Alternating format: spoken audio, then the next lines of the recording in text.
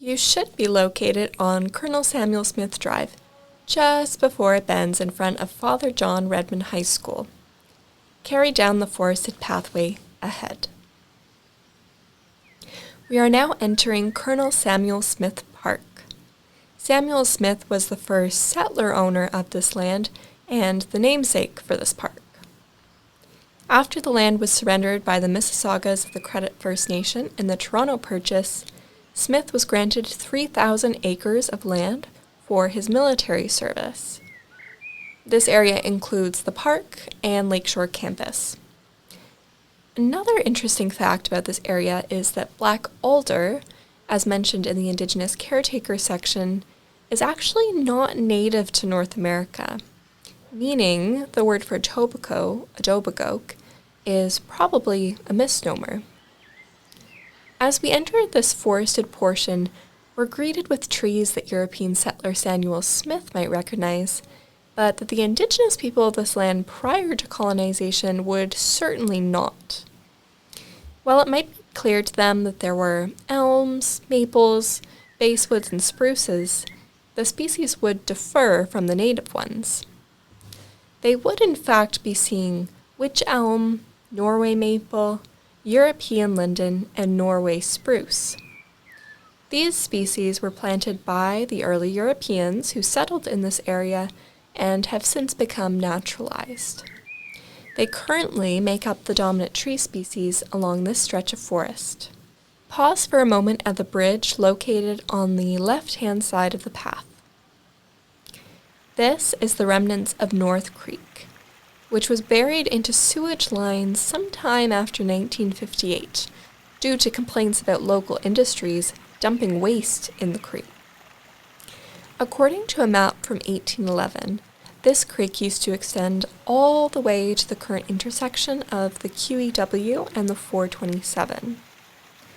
In a 1954 meeting, Councillor Maurice Breen acknowledged the problem, citing the overload of the local waste treatment plant as the reason for dumping. Following heavy community pushback, the creek was diverted into a sewer. This is the most natural portion, flowing through its original ravine and retaining much of its tree coverage. As you explore this area, you'll notice various types of leaves and trees. Of these four, the easiest to recognize is the Norway spruce. This is the only coniferous tree of the bunch, meaning it has needles, unlike deciduous trees which have leaves. The next easiest tree to recognize is the Norway maple, which has leaves resembling the maple leaf symbol on the Canadian flag.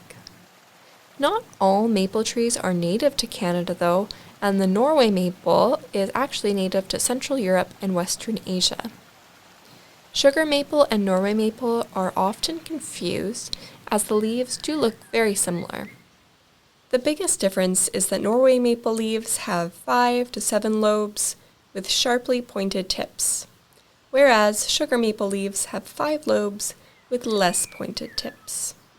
European linden trees have broad, heart-shaped leaves and are highly attractive to bees due to their rich nectar. Finally, the wych elm leaves are alternate, oval in shape, and have a long pointed tip. Take some time to identify these trees along this stretch if you wish. A distinctive and popular shrub found here in the park is sumac. It typically grows between 15 to 30 feet tall, adorned with yellow-green flowers that give way to fuzzy, bright red berries. These berries often persist into winter, arranged in a pyramidal shape, and during the spring, its flowers bloom, serving as a rich source of nectar for native bees and butterflies. By late summer, the mature berries become a vital food source for numerous birds and mammals. Sumac also holds significant historical and cultural importance. English settlers used sumac for decoration, appreciating its more aesthetic qualities, while Indigenous people across North America valued sumac for its spiritual purposes. It was often mixed with tobacco for smoking rituals, a practice that endures to this day, And additionally, sumac berries were used to make a refreshing lemony drink, similar to lemonade.